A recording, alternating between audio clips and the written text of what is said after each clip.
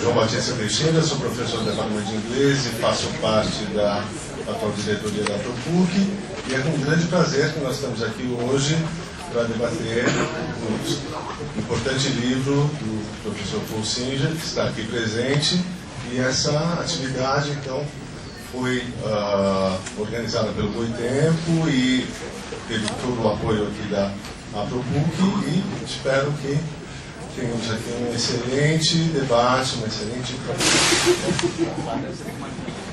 Bem, gente, boa noite. Estou muito contente e feliz de ter recebido o convite para estar aí debatendo com os companheiros.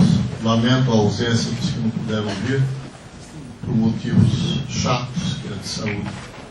Mas, enfim, teremos mais chances, suponho. Eu vou tentar discutir com vocês, não exatamente a crise, que é o que todo mundo, evidentemente, chama atenção, dessas crises que aparentemente não acabam nunca, mas eu vou querer discutir o capitalismo atual, que não foi ainda, a meu ver, suficientemente entendido. O capitalismo mudou, ele mudou profundamente a partir de três fatores, três mudanças históricas que condicionaram o sistema, o modo de produção dominante hoje no mundo inteiro. Uma dessas mudanças foi a globalização. A globalização não começa há pouco, ela começa logo depois da Segunda Guerra Mundial, mas ela se completa, em última análise, na passagem do século XX para o século XXI. Então, hoje nós estamos num mundo em que efetivamente as barreiras nacionais foram derrubadas, não para as pessoas, mas para o dinheiro.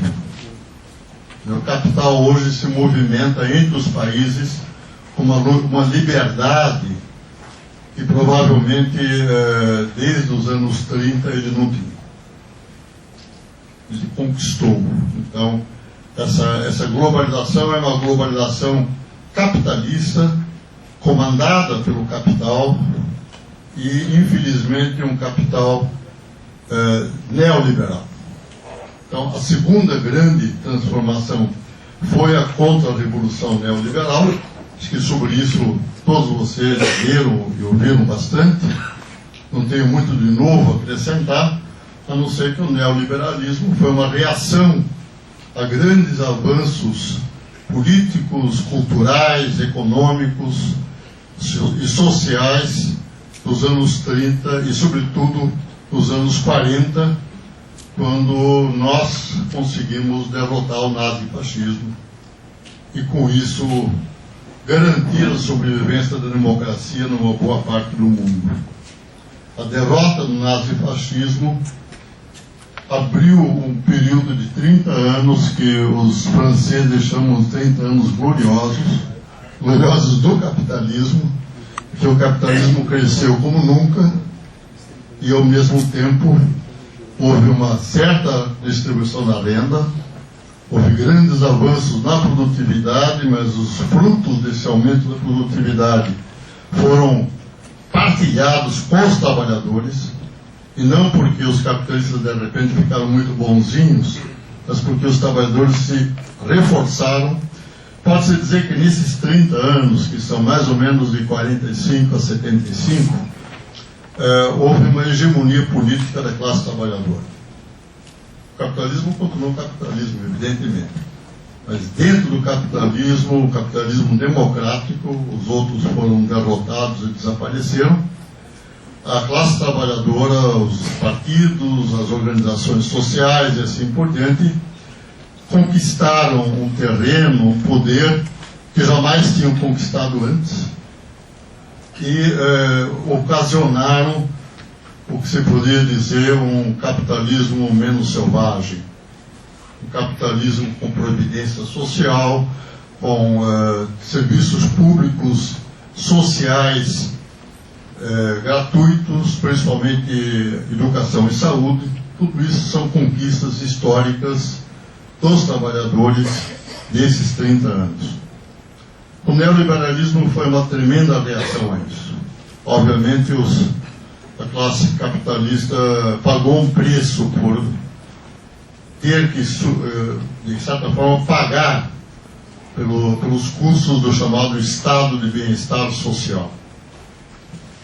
Chegou a haver algo que o David Harvey menciona no livro que está sendo lançado nesse momento, que é o Profit Squeeze, que foi traduzido como esmagamento dos lucros. Devo dizer a vocês que esmagamento é um exagero. Os lucros continuaram, eram menores, mas continuaram. O squeeze, na verdade, significa compressão, houve uma compressão. A taxa de lucros, principalmente nos anos 70, foi bastante comprimida. Deixa eu dizer um pouco de história, gente. Vamos ter que ter paciência, senão tudo isso fica sem base. Os anos 70 foram anos de crise enorme para o capitalismo, vamos dizer, do primeiro mundo. Houve duas crises do petróleo, não sei se vocês lembram disso.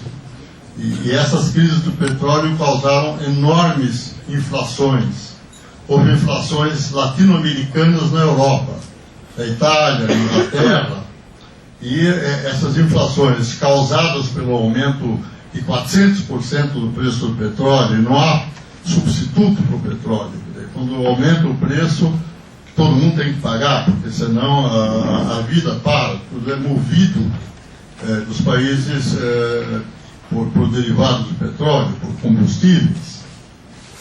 Então, houve, nos anos 70, grandes crises e crises inflacionárias internacionais, em que os trabalhadores também sofreram.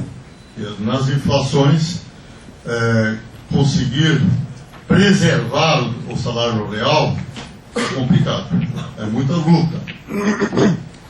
Se vocês me permitirem, eu gostaria de lembrar uma outra transformação fundamental que tem grandes efeitos hoje em dia, que foi a rebelião dos estudantes na França, começando com a França, mas depois foi no mundo inteiro, em 1968, que se estendeu por todos os anos 70. Foi uma rebelião maravilhosa que colocou a democracia à prova. Quer dizer, nós queremos uma democracia que funcione e que não fique apenas em ir às urnas eleger deputados e governos periodicamente. Isso é fundamental, mas não basta isso. Nós temos que trazer a democracia para dentro da universidade. Essa foi a razão imediata da rebelião dos estudantes da Universidade de Paris. Foi uma luta para ver quem é que decide o que vai ser estudado e como vai ser feito o ensino. Os estudantes se rebeliaram contra a forma autoritária, aquilo que Paulo Freire chamou de ensino bancário. Provavelmente muitos de vocês ouviram falar disso. É uma imagem maravilhosa. O Paulo Freire é mestre nisso. Quer dizer, o professor deposita, como se fosse num banco, o conhecimento na cabeça dos alunos. Não tem nada a receber dos alunos. Ele só vai dando a eles o que eles precisam e eles não têm. Quando Paulo Freire diz que ninguém ensina nada a ninguém, aprendemos juntos. E isso é literalmente verdadeiro. E com a rebelião dos estudantes, o mundo mudou. E a esquerda mudou, as aspirações mudaram. E a rebelião dos estudantes desmascarou o chamado socialismo real. Não era o alvo, mas acabou sendo, porque o Partido Comunista era extremamente forte na França e foi radicalmente contra a rebelião dos estudantes. Tentou impedir que os trabalhadores aderissem à rebelião dos estudantes, mas foi tão forte a presença, isso durou meses, desocupando as ruas e as praças, e a polícia eles os expulsando, a cidade ficou conflagrada. E aí a CGT convocou uma passeata dos trabalhadores, não convidou os estudantes.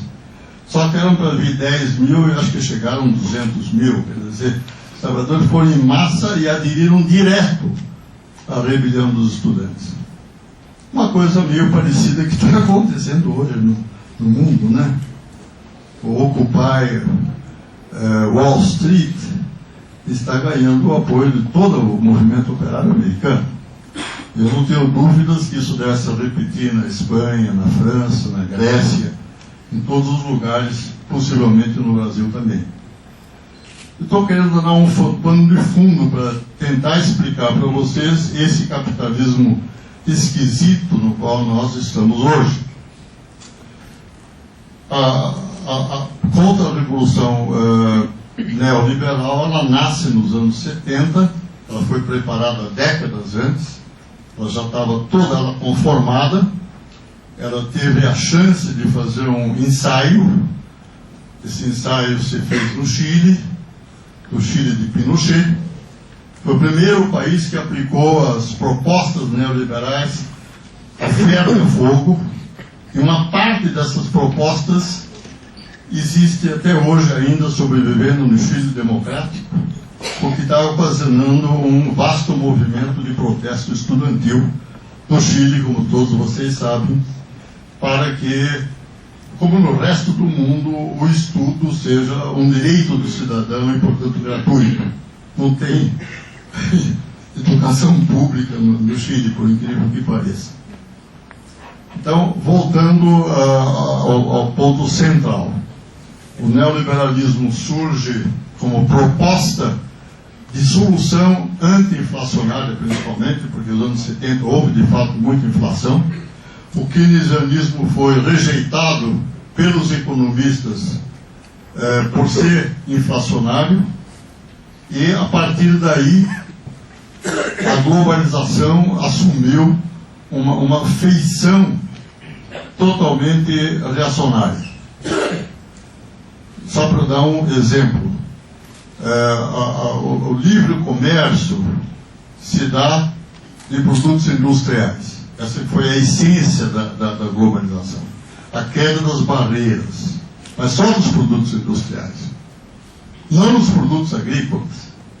Ou seja, os mercados dos países europeus e norte-americanos, os produtos agrícolas africanos, asiáticos, latino-americanos, nunca se deu. Foi, portanto, uma coisa bastante unilateral. Então, globalização. A condenação da interferência do Estado na economia. Isso é o neoliberalismo. Portanto, o apagar tudo que se construiu nos 30 anos anteriores. Se inventou o mercado que se auto-equilibra, que vai 500% contra a evidência histórica. Nunca o capitalismo foi capaz de se equilibrar. É só ler a história. Portanto, passou a ser um dogma ensinado a partir daí das universidades americanas e por imitação em outros países, e que se o governo não interferisse nos mercados, não haveria crise. A crise não é um problema dos mercados, é um problema do governo. Então, o governo deve sair da economia, deve privatizar tudo aquilo que é econômico na sua competência, portanto, educação, saúde, previdência social, tudo que vocês imaginam, e a partir daí teremos um mundo muito mais rico, muito mais livre, muito mais equilibrado, etc, etc. Bom, obviamente a promessa não foi cumprida, mas até hoje isto continua conosco.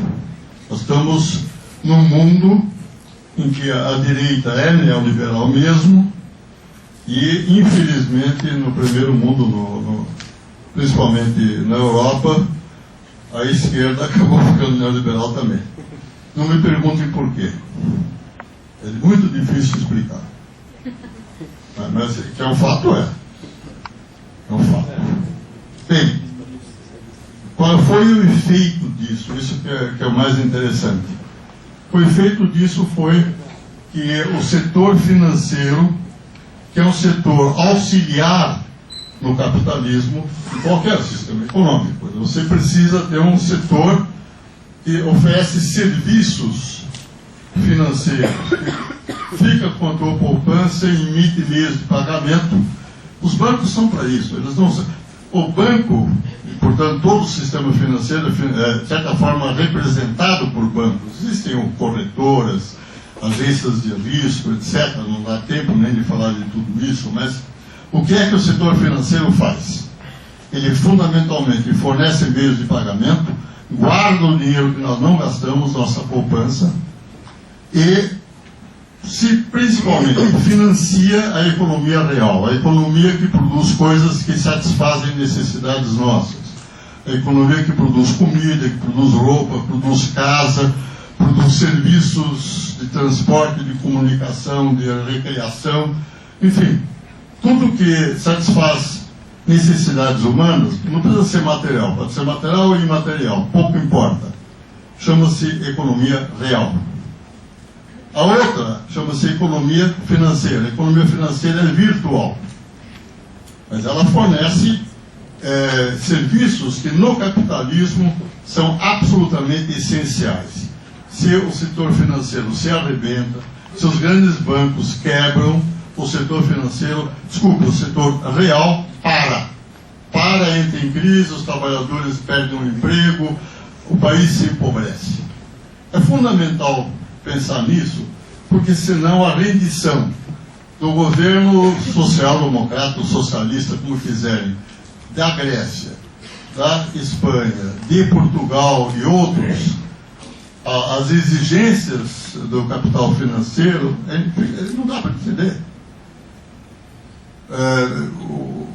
O ex-primeiro-ministro socialista grego surgiu numa certa altura de desespero, porque ele estava precisando massacrar a classe trabalhadora grega, e massacra duro, despede dezenas de milhares de funcionários públicos, privatiza os serviços públicos, reduz o salário dos funcionários que não são despedidos. Tudo isso acontece, o país tem um desemprego como nunca teve, decresce anos a anos, o produto deles diminui. Ele ousou sugerir que fizesse um plebiscito para ver se o último pacote nessa mesma direção não é aceitável pela população. Foi vetado pelo capital financeiro, foi vetado pelo Fundo Monetário Internacional, pelo Banco Central Europeu e tantos outros. Puxa, não dá mais 40 minutos, não. Desculpa, eu vou tentar sintetizar, mas é importante entender. Nós estamos num capitalismo em que o setor financeiro dá as cartas. Ele é efetivamente o setor hegemônico no próprio capitalismo. Qual é a importância disso? A importância disso é de que tomar dívidas é uma coisa general. Porque o banco, lembre disso, a renda do banco vem não daquilo que nós depositamos nele, mas daquilo que ele empresta. Porque é aí que ele ganha juros. Quando nós colocamos dinheiro no banco, ele que tem que pagar juros para nós. Paga um pouquinho, mas paga. Quando nós tomamos dinheiro emprestado no banco, é aí que ele ganha dinheiro. Pois bem, nós estamos numa situação em que todo mundo se endivida endoidado. A taxa de poupança nos Estados Unidos foi negativa durante anos e anos e anos recentes agora. Ou seja, as famílias e as empresas gastavam mais do que ganhavam. E isso fazia a economia americana avançar. Isso foi antes da crise, estou falando dos primeiros anos antes de 2008. Bom, vocês todos sabem que a crise foi imediatamente desencadeada pela quebra de uma bolha imobiliária. Quer dizer, nesse período todo, os imóveis só aumentavam de preço. Obviamente aumentavam de preço porque ninguém compra imóveis a não ser financiado, ou seja, toma dívidas. Pois bem, quando estoura a bolha, os lares americanos, as famílias americanas, tinham dívidas que eram várias vezes maiores do que a sua renda. E por isso que uma grande parte deles não conseguia pagar suas hipotecas. E houve despejo hoje de milhões e milhões de famílias, as mais pobres, que eram o subprime. É isso que está acontecendo. Nós temos um capitalismo que, de certa forma, reproduz o capitalismo da época de Karl Marx e Friedrich Engels. Capitalismo selvagem, não democrático, e esse é o ponto essencial que eu queria salientar a vocês. Hoje, os governos dos países capitalistas são dominadas pelo setor financeiro. Existe um banco famoso, que é o Goldman Sachs. É um banco que não é um verdadeiro banco, porque ele não financia a economia real, ele especula apenas. Por isso eles são chamados de bancos de investimento. Eles atuam na bolsa de valores, eles criam fundos de investimento, enfim. Não é um banco como se chama os bancos comerciais, ou os bancos de verdade. Ele em inglês é chamado de shadow bank, ou seja, um banco sombra, porque ele é um pseudo-banco apenas. E o Goldman Sachs hoje dispõe nada mais, nada menos que do presidente do Banco Central Europeu, o presidente do Banco Central dos Estados Unidos e o primeiro-ministro da Itália.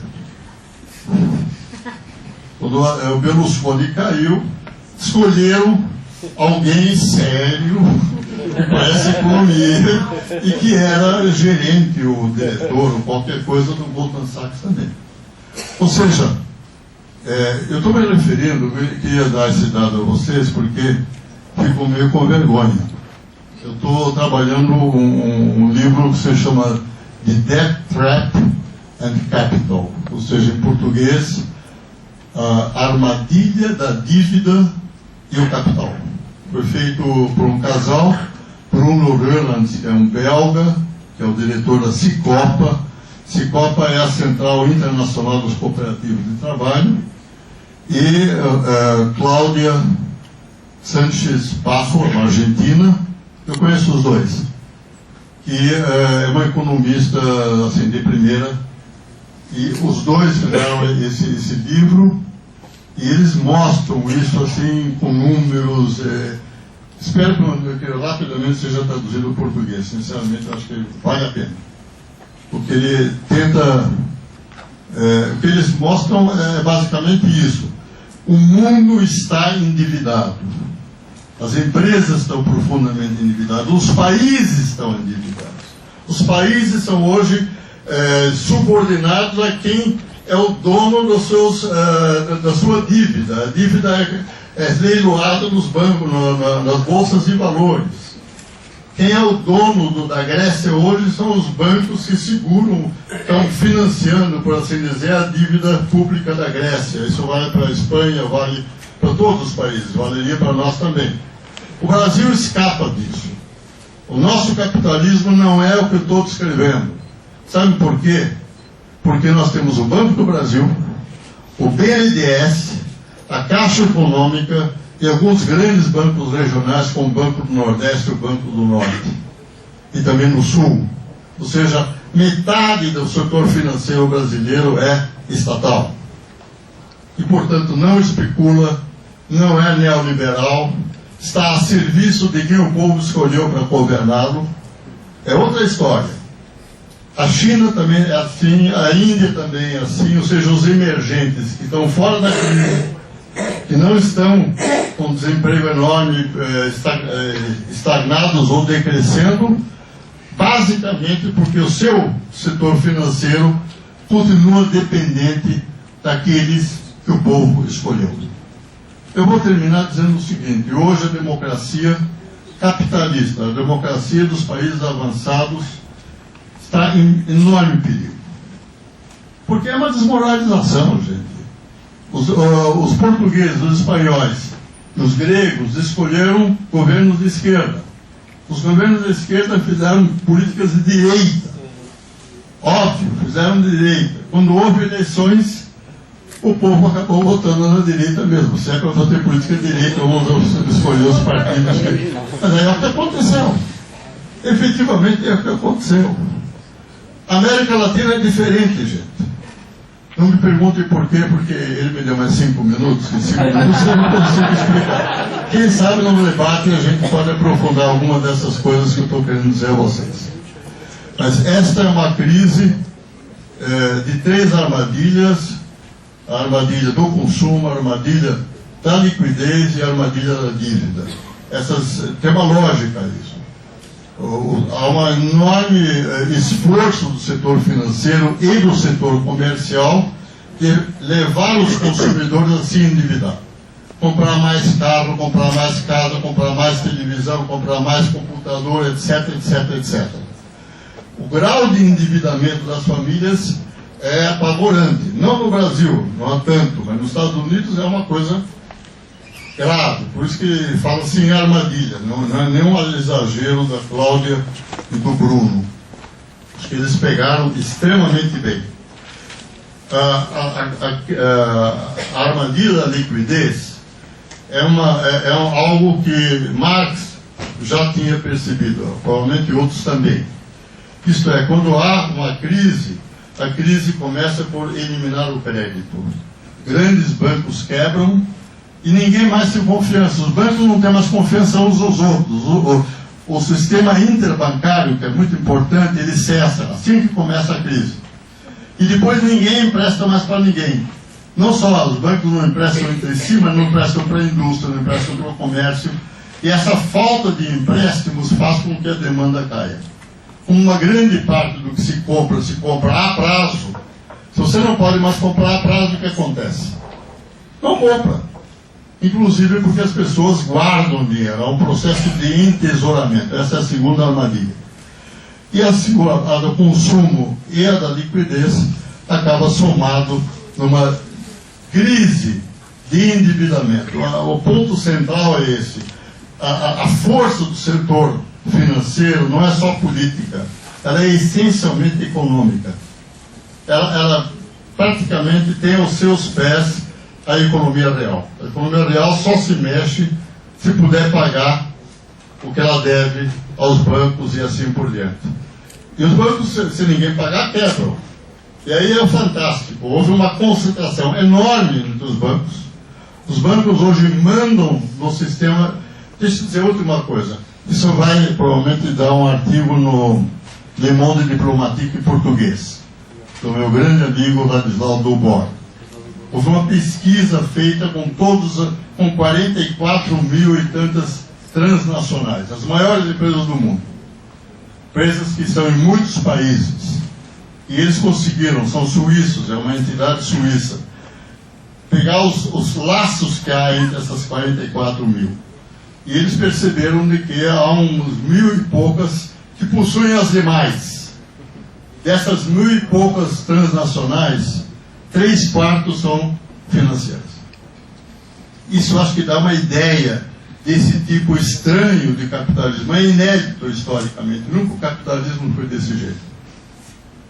E eu diria, se nós não conseguirmos alterar isso, se os indignados não se multiplicarem e constituir uma força real, política, que consiga mudar isso, a democracia vai ser abandonada. Ela vai ser abandonada porque não presta. Não adianta você votar num governo quando o governo joga fora tudo que prometeu e faz exatamente o contrário. Não num país, nem dois, nem três, em todos. Então é preciso efetivamente enfrentar esse capitalismo regressivo, selvagem, e sobretudo libertar os estados nacionais da dependência do dinheiro, da dependência de empresas privadas que só procuram o lucro máximo e que mandam, na verdade, nos países em lugar daqueles que nós elegemos. Obrigado.